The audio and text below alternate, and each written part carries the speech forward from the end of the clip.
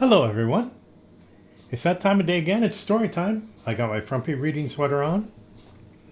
Let's see what we got here. Nice glass of water. Now, before I go and get the book, you might notice that the shelves are a bit empty. It seems all my comic books objected to being on the shelf. So they have to be reorganized, reset up. Perhaps it'll be done by tomorrow. But for now, I'll get our book for story time, because it is story time.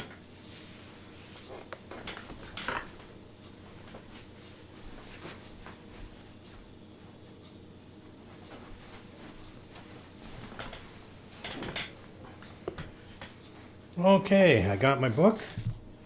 Let me get my reading glasses here. The Sneeches and Other Stories. Let's see what we've got today. We've already read the Sneeches. Let's see what the next story is.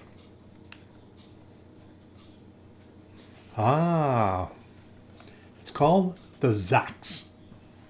You ready? Sit back, relax. Let's begin. One day, making tracks in the prairie of Prax, came a north-going Zacks and a south-going Zacks. And it happened that both of them came to a place where they bumped.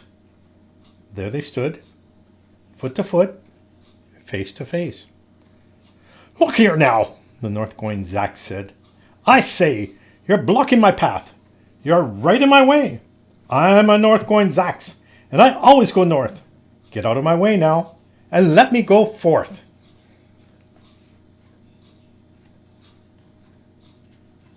"Whose in whose way?" snapped the south-going Zacks. "I always go south, making south-going tracks, so you're in my way, and I ask you to move, and let me go south in my south-going groove."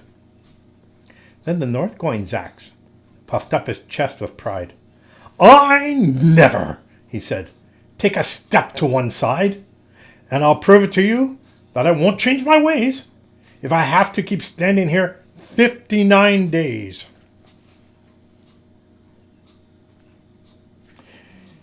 "And I'll prove to you," yelled the south-going Zacks, "that I can stand here in the prairie of Prax for 59 years. For I live by a rule that I learned as a boy back in south-going school. Never budge. That's my rule. Never budge in the least. Not an inch to the west, not an inch to the east. I'll stand here not budging. I can, and I will, if it makes you and me and the whole world stand still."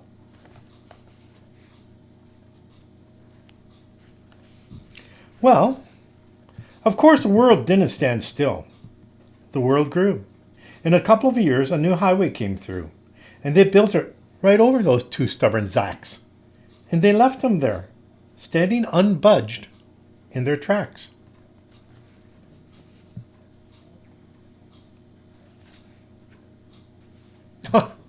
That's the end of that story. That was a quick story. Let's read another one, shall we? This one is called Too Many Daves. Did I ever tell you that Mrs. McCabe had 23 sons, and she named them all Dave? Well, she did. And that wasn't a smart thing to do. You see, when she wanted one and calls out, "Yoo-hoo! Come into the house, Dave," she doesn't get one. All 23 Daves of her come on a run. This makes things quite difficult in the McCaves, as you can imagine, with so many Daves. And often she wishes that, when they were born, she had named one of them Bodkin Van Horn, and one of them Who's Foos, and one of them Snim, and one of them Hotshot, and one of them Sunny Jim, and one of them Shadrach, and one of them Blinky, and one of them Stuffy, and one of them Stinky, another one Putt-Putt, another one Moonface, another one Marvin O'Gravel Balloon Face, and one of them Ziggy, and one of them Soggy Muff, one Buffalo Bill, and one Biffalo Buff, and one of them Sneepy, and one of them Weepy Weed, and one Paris Garters, and one Harris Tweed, and one of them Sir Michael MacDonald Zut, and one of them Oliver Bolivar Butt, and one of them Zanzibar Buck McFate. But she didn't do it. And now it's too late. Well, that's the end of that story. Are you ready for a third one? Let's give it a shot, shall we? What was I scared of? Well, I was walking in the night, and I saw nothing scary. For I've never been afraid of anything. Not very.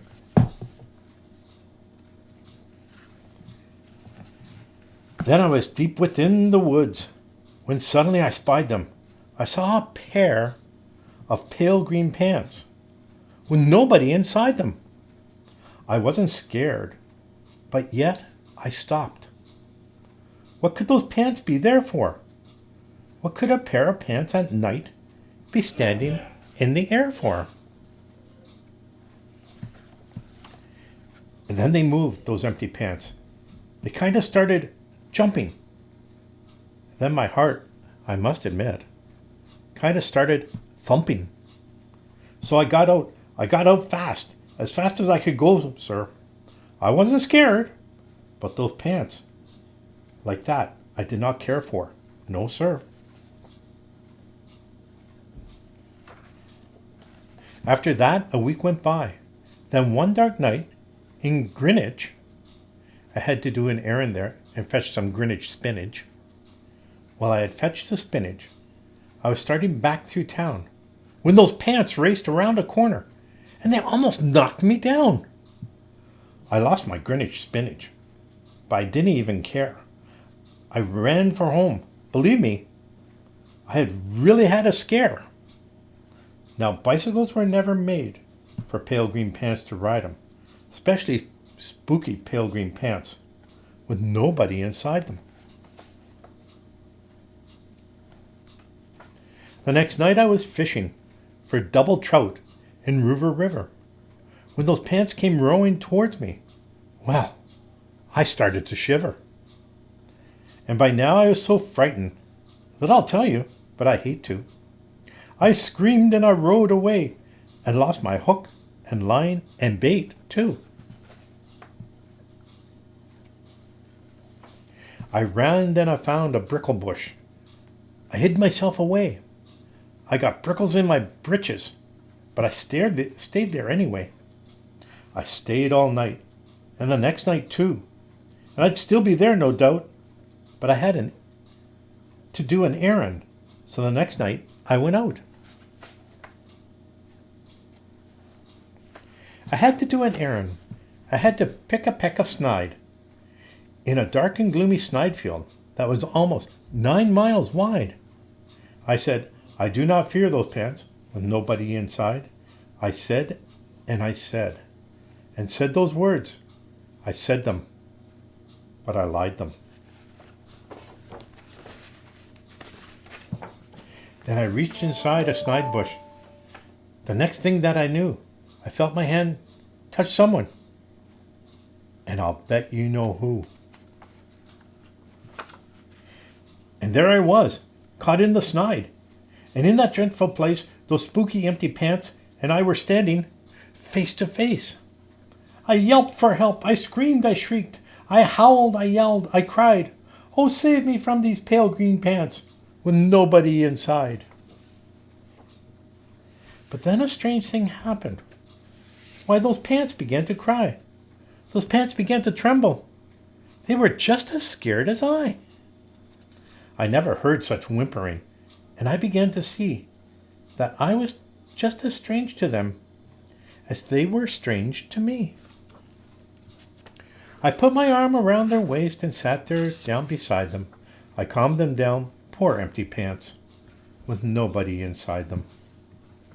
And now we meet quite often, those empty pants and I, and we never shake or tremble We both smile. And we say hi. Well, that's the end of the book.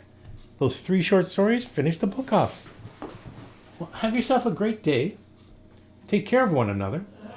Take care of yourself. And I'll talk to you tomorrow. Bye now.